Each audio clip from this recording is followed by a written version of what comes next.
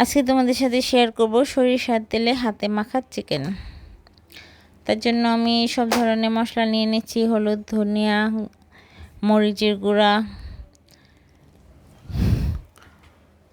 লবণ, রাঁধুনি মশলা, আর এই পেস্টটা দিচ্ছি টমেটো, আলু, পেঁয়াজ, রসুন, আদা সব একসাথে করে।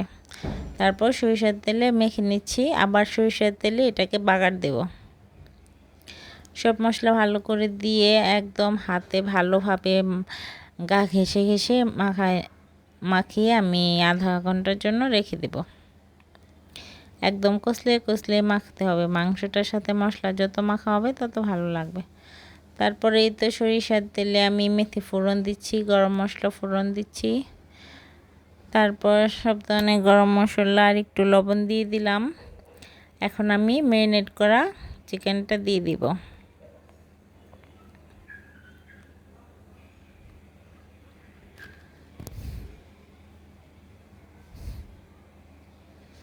এখন ভালোভাবে কষিয়ে নেব, যতক্ষণ উপরে তেল ভেসে না আসবে ততক্ষণ পর্যন্ত আমি কষাবো।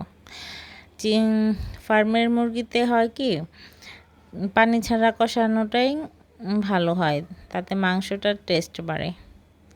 তাই ভালোভাবে কষিয়ে আমি একদম ওঠানোর আগে শুধু একটু ঝোল দেব, কারণ আমি আলু ঝোল করব।